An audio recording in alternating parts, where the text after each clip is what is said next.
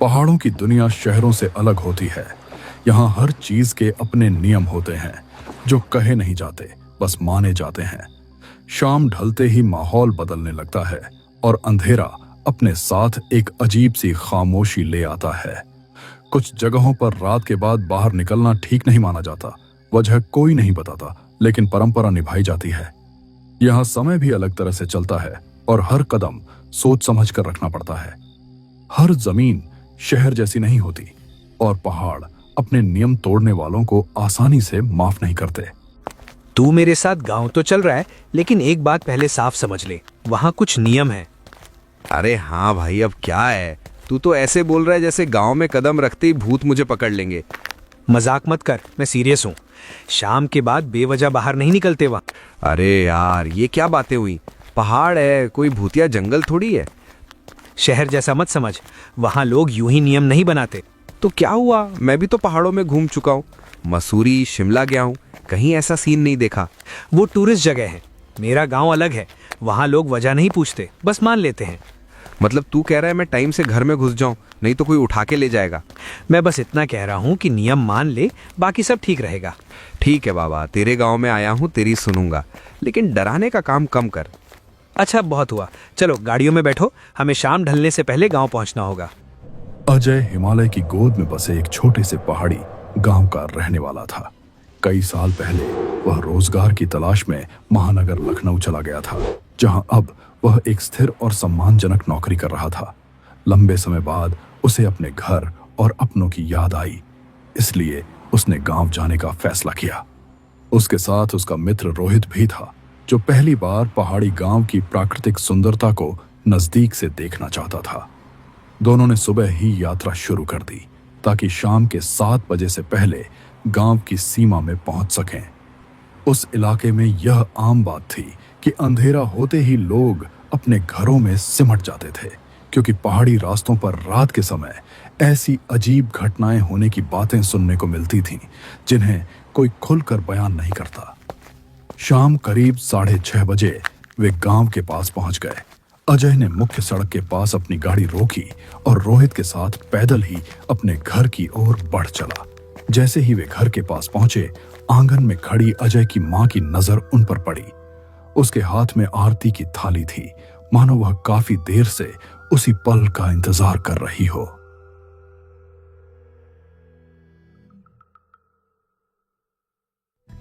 अरे माँ, ये सब क्या कर रही हो? अब मैं कोई पराया थोड़ी हूँ कि आरती उतार रही हो।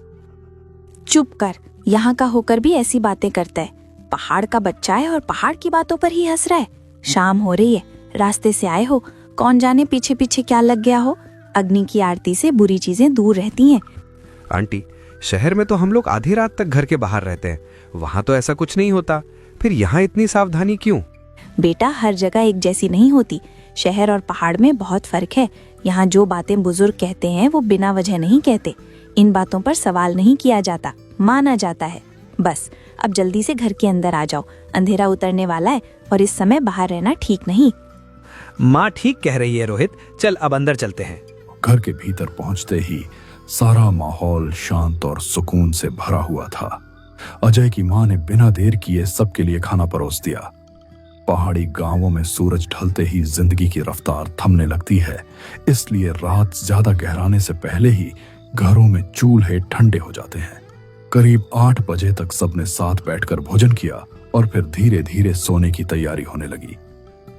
उसी कमरे में अजय, उसका छोटा भाई रोहन और रोहित भी थे। दिन भर की लंबी ड्राइव ने अजय को पूरी तरह थका दिया था, इसलिए लेटते ही वह गहरी नींद में डूब गया। मगर रोहित की आंखों में नींद नहीं थी। कमरे की खामोशी के बीच वह धीरे धीरे रोहन से बातें करने लगा। रोहन, एक बात पूछूं?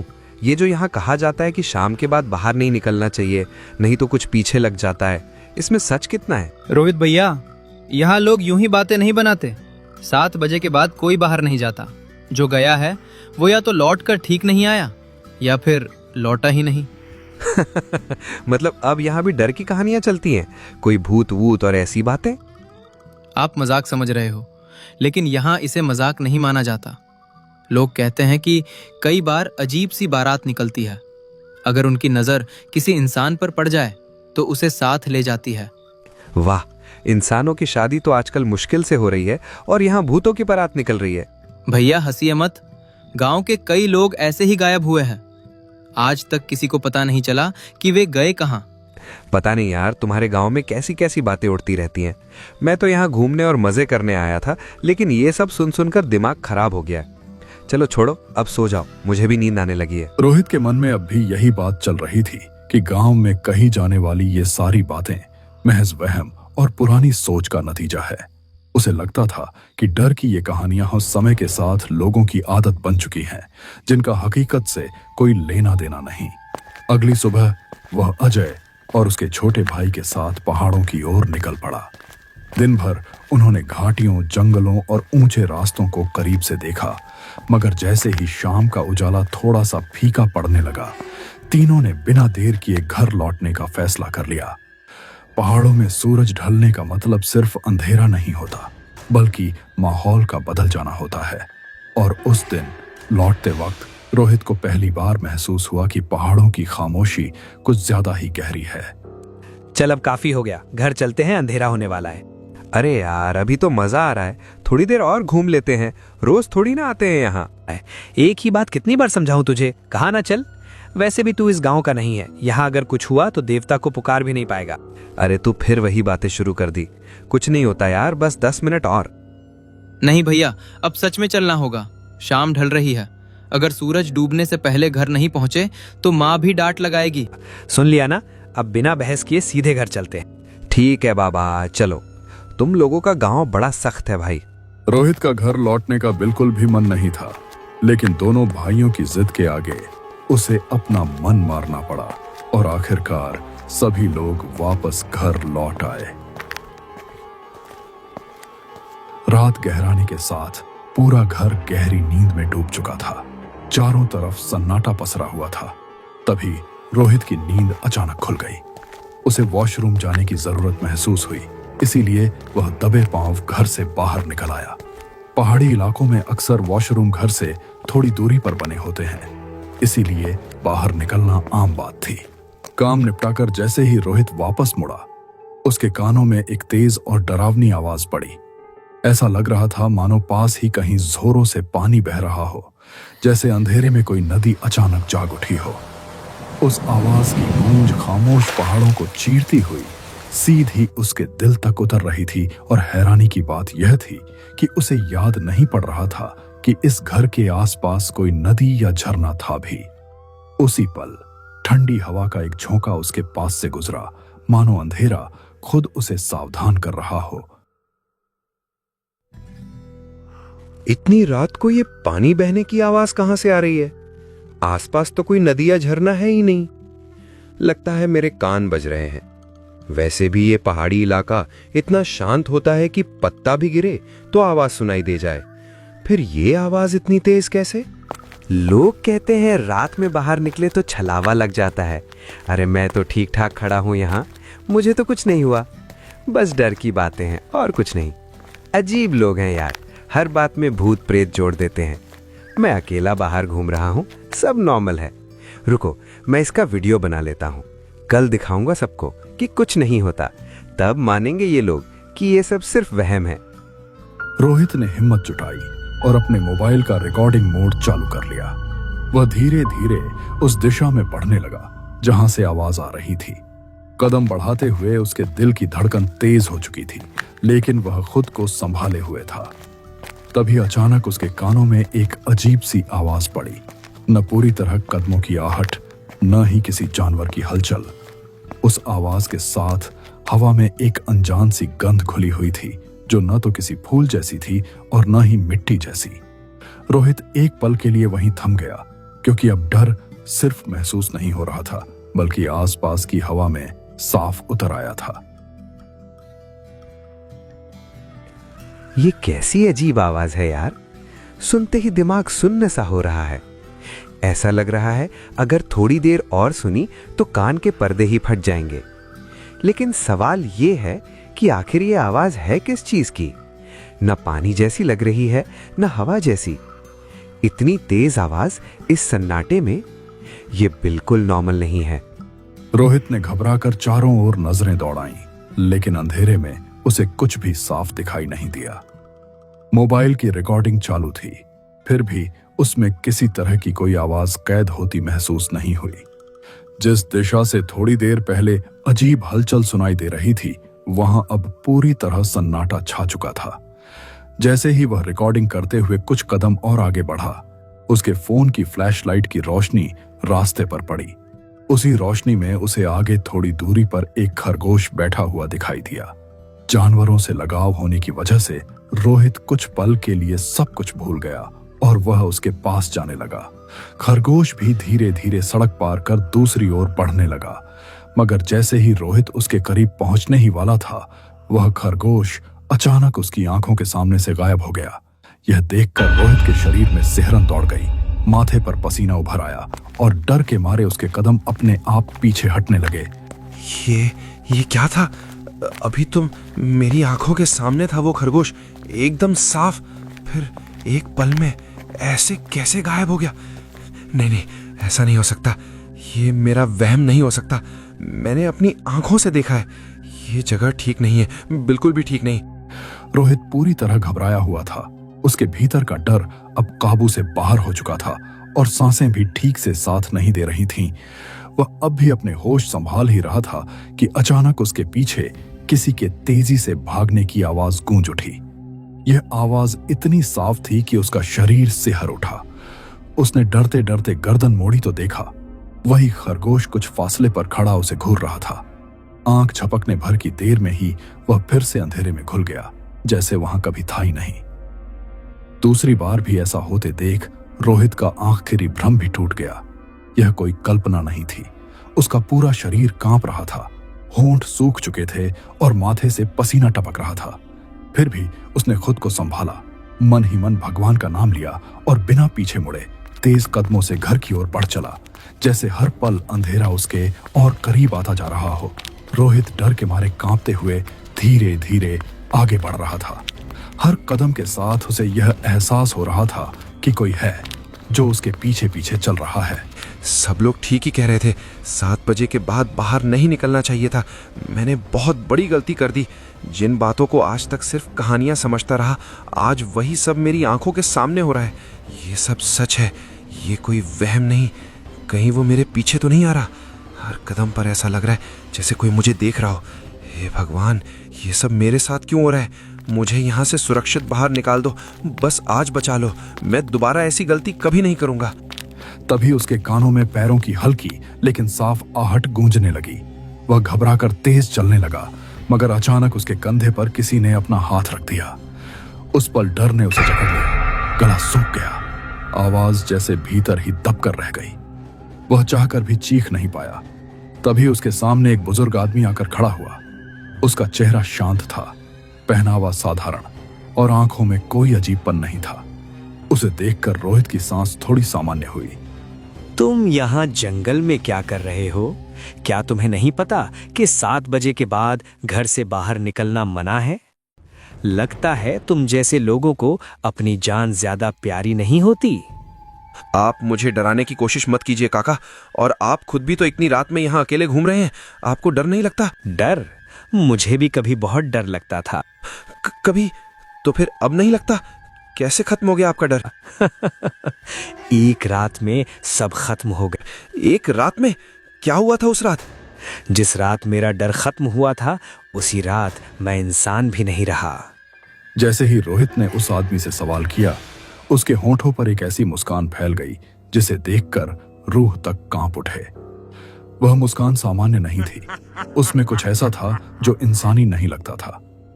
अगले ही पल उसका चेहरा अजीब ढंग से सख्त होने लगा, मानो त्वचा लोहे में बदल रही हो। फिर अचानक उसके चेहरे का मांस मोमबत्ती के पिघलते मोम की तरह टपकने लगा। आंखों का रंग धीरे धीरे बदलता गया और कुछ ही पलों में वे पूरी तरह सफेद हो चुकी थीं, बिल्कुल निर्जीव। उसके शरीर से हड्डियों के मरोड़ने की भयानक आवाजें आने लगीं, जैसे वह अपने ही ढांचे को तोड़ रहा हो। यह दृश्य देखते ही रोहित के मुंह से एक दिल दहला देने वाली चीख निकल गई और वह जान बचाने के लिए भाग खड़ा हुआ। मगर वह चीज उससे भी कहीं ज्यादा तेज थी। उसकी मौजूदगी पीछे पीछे महसूस होते ही रोहित का संतुलन जवाब दे गया और वह लड़खड़ाकर झाड़ियों में जा गिरा। कांपते हाथों से उसने बाहर झांक कर देखा। दौड़ते दौड़ते वह भयानक आकृति अचानक अंधेरे में ऐसे गायब हो गई जैसे कभी वहां थी ही नहीं। रोहित ने डर के मारे कांपते हुए अपनी आंखें बंद कर लीं, मानो उस भयानक मंजर से खुद को बचा लेना चाहता हो। ये मैंने क्या कर दिया? क्यों बाहर निकला मैं? खुद ही इतनी बड़ी मुसीबत अपने सिर पर ले ली। सब लोग ठीक ही कह रहे थे, मुझे घर से निकलना ही नहीं चाहिए था। हे भगवान, अब मैं यहाँ से घर तक कैसे पहुँचूंगा? हर तरफ अंधेरा है और लग रहा है जैसे वो अभी भी यहीं कहीं है। मेरा दिल कह रहा है आज रात कुछ बहुत गलत होने वाला है। मुझे ऐसा क्यों लग रहा है कि आज यहीं सब खत्म हो जाएगा? काश मैंने सबकी बात मान ली होती। हे भगवान, बस एक बार बचा लो। मैं दोबारा कभी इन पहाड़ों के नियम नहीं तोड़ूंगा। तभी उसके कानों में एक अजीब सिहरन पैदा करने वाली हंसी गूंज उठी। ऐसी हंसी जिसमें इंसानियत की कोई झलक नहीं थी। उसका दिल जोर जोर से धड़कने लगा और सांसें बिखरने लगीं। उसने पूरी हिम्मत जुटाकर धीरे धीरे आंखें खोलीं। सामने का नजारा देखते ही उसकी रूह कांप उठी। वही आदमी ठीक उसके बगल में बैठा हुआ था, बेहद करीब, और उसकी तरफ देखकर भयानक तरीके से हंस रहा था। अब भागने का कोई रास्ता नहीं बचा।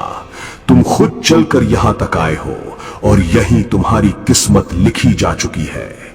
जिस मौत से इंसान भागता है, आज वही मौत तुम्हारे साथ कदम से कदम मिलाकर चल रही है। अब न कोई देवता सुनेगा, न कोई रास्ता खुलेगा। आज की रात तुम्हारी आखिरी रात है। वह आदमी रोहित की ओर वही डरावनी हंसी हंसता हुआ देखते देखते अंधेरे में विलीन हो गया। रोहित की टांगों में जैसे जान ही नहीं बची थी। वह डर के मारे वहीं झाड़ियों के बीच सिमटा बैठा रहा, क्योंकि उस जगह से बाहर निकलने की हिम्मत अब उसमें नहीं थी। कुछ देर बाद उसने खुद को संभाला और झाड़ियों के सहारे सहारे बहुत धीरे और सावधानी से घर की दिशा में बढ़ने लगा। हर कदम डर के साथ उठ रहा था। तभी अचानक सन्नाटे को चीरती हुई बैंड बाजे की तेज आवाज उसके कानों में पड़ी। ऐसी आवाज जैसे कहीं कोई शादी हो रही हो। रोहित ठिठक गया। उसने ध्यान से पीछे की ओर झांक कर देखा तो अंधेरे रास्ते पर किसी बारात की तरह लोग आगे बढ़ते दिखाई दिए। चारों ओर अजीब सी रोशनी और चकाचौंध फैली हुई थी। उन्हें देखकर रोहित की जान में जान आई। ये लोग, इतने सारे लोग, लगता है कोई शादी की बारात है। अकेला रहने से तो अच्छा है इनके पास रहूं। शायद इनके साथ रहा तो बच जाऊं। कम से कम मैं अकेला तो नहीं रहूंगा। इतने लोगों के बीच कुछ तो सुरक्षित होगा। अगर मैं यहीं अकेला रहा तो नहीं, अकेले मेरा बच पाना मुश्किल है। बस इनके पीछे पीछे चल लेता हूँ। शायद यही मेरी आखिरी उम्मीद है। रोहित जैसे ही झाड़ियों से बाहर निकलने ही वाला था, तभी उसे अजय की कही हुई वह बात अचानक याद आ गई। ये मैं क्या करने जा रहा था? मैं कैसे भूल गया अजय ने क्या कहा था कि रात को यहाँ से भूतों की बारात निकलती है। अगर उनकी नज़र मुझ पर पड़ गई तो ये लोग मुझे अपने साथ ले जाएंगे। नहीं, मुझे कुछ भी करके खुद को बचाना होगा। ये लोग इंसान नहीं है, ये साफ दिख रहा है। अगर इन्होंने मुझे देख लिया तो ये मुझे छोड़ेंगे नहीं। मेरा दिल कह रहा है ये मुझे मार डालेंगे। हे भगवान, बस मुझे इनकी नज़रों से छुपा लो। मैंने बहुत बड़ी गलती कर दी है। काश मैंने अजय की बात मान ली होती। उसका शरीर सिहर उठा और वह तुरंत खुद को फिर से झाड़ियों के भीतर छिपा ले गया। कांपते हुए वह वहीं दुबका बैठा रहा। उसके हाथ थरथरा रहे थे, सांसें तेज थीं और उसके फोन की रिकॉर्डिंग अब भी चालू थी।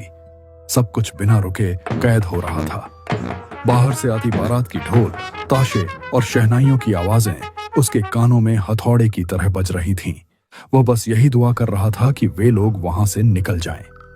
डर के मारे उसने आंखें बंद कर लीं और झाड़ियों के बीच सिमटकर बैठा रहा।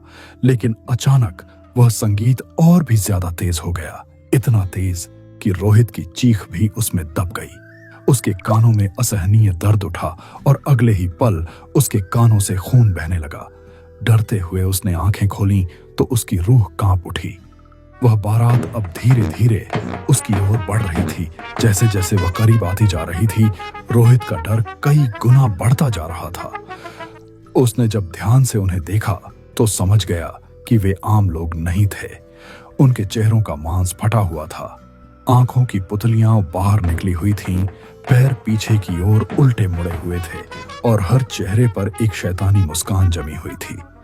रोहित खुद को उनकी नजरों से छिपाने की कोशिश कर रहा था, तभी उनमें से एक की नजर उस पर पड़ गई। उसने रोहित की तरफ देखा और भयानक तरीके से मुस्कुराया। जैसे ही रोहित की आंखें उसकी आंखों से मिली, उसके मुंह से एक दिल दहला देने वाली चीख निकल गई और उसी पल वह वहीं बेहोश होकर गिर पड़ा। अगली सुबह जब घर में सबकी नींद खुली तो एक अजीब सी बेचैनी फैल गई। रोहित को हर जगह ढूंढा गया, लेकिन वह घर के किसी भी कोने में नहीं मिला। उसकी मौजूदगी जैसे रात के साथ ही कहीं गुम हो चुकी थी। ये कैसे हो सकता है? रोहित तो रात में हमारे साथ ही सोया था, अभी तक तो वो यहीं होना चाहिए था। अचानक ऐसे कहाँ चला गया? उसे यहाँ के रास्तों की भी ठीक से जानकारी नहीं है, फिर अकेले बाहर कैसे जा सकता है? कहीं उसने रात में घर से निकलने की गलती तो नहीं कर दी? मैंने उसे मना किया था, साफ कहा था कि शाम के बाद बाहर मत निकलना। हे भगवान, अगर वो अंधेरे में बाहर गया होगा तो उसे कुछ भी हो सकता है। अगर उसे कुछ हो गया तो मैं खुद को कभी माफ नहीं कर पाऊंगा। घर में हर किसी के चेहरे पर बेचैनी साफ दिखाई दे रही थी। रोहित के अचानक गायब हो जाने से पूरा माहौल भारी हो चुका था, लेकिन उसका कहीं कोई सुराग नहीं मिल रहा था। तभी अचानक गांव का एक आदमी हांफता हुआ दौड़ता आया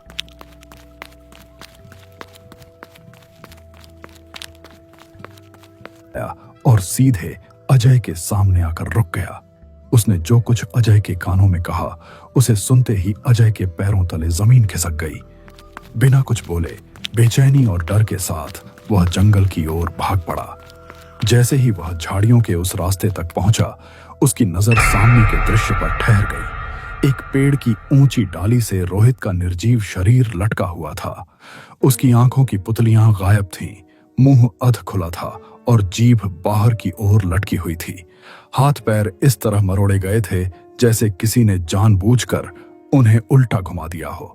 यह दृश्य देखते ही अजय की चीख जंगल की खामोशी चीरती हुई गूंज उठी। वह फूट फूट कर रोने लगा। उसके कदम लड़खड़ा गए और आंखों के सामने सब कुछ धुंधला पड़ गया। किसी तरह रोहित के शरीर को पेड़ से नीचे उतारा गया। मैंने मना किया था रोहित, बार बार मना किया था कि 7 बजे के बाद घर से बाहर मत निकलना, लेकिन तूने मेरी एक भी बात नहीं सुनी। काश तूने मेरी बात मान ली होती मेरे दोस्त। मैंने तुझे साथ लाया था, तुझे बचाने की जिम्मेदारी मेरी थी, और देख आज मैं तुझे ऐसे हाल में देख रहा हूं। अगर मैं तुझे उस रात रोक लेता, अगर मैं तुझ पर जोर डाल देता, तो शायद तू आज जिंदा होता। रोहित उठ जा यार, ये कोई मजाक नहीं है, बहुत हो गया। मेरी बात सुन ले बस एक बार, मैं फिर कभी तुझे कुछ नहीं कहूंगा। हे भगवान, मेरा दोस्त मुझसे छीन लिया, लेकिन ये सजा मुझे क्यों नहीं दी? उसी वक्त अजय की नजर जमीन पर पड़े एक मोबाइल पर पड़ी। वह रोहित का फोन था। स्क्रीन अभी भी चालू थी और उसमें बीती रात की पूरी रिकॉर्डिंग सुरक्षित थी, मानो वह रात अपनी डरावनी कहानी अब भी सुनाने को जिंदा हो। यही जिद उसकी मौत की वजह बन गई। रोहित की जान चली गई सिर्फ इसलिए क्योंकि उसने उन नियमों को हल्के में ले लिया जो पहाड़ों में जीवन से भी ज्यादा अहम होते हैं। पहाड़ी गांवों में ऐसी घटनाएं कोई नई बात नहीं है। आज भी वहां सूरज ढलते ही लोग अपने घरों में सिमट जाते हैं और 7 बजे के बाद बाहर कदम रखने से बचते हैं, क्योंकि वहां के नियम सिर्फ बनाए नहीं गए हैं, उन्हें अंजामों ने लिखा है। और जो कोई भी उन नियमों को तोड़ने की कोशिश करता है, उसका वही हश्र होता है जो उस रात रोहित के साथ हुआ।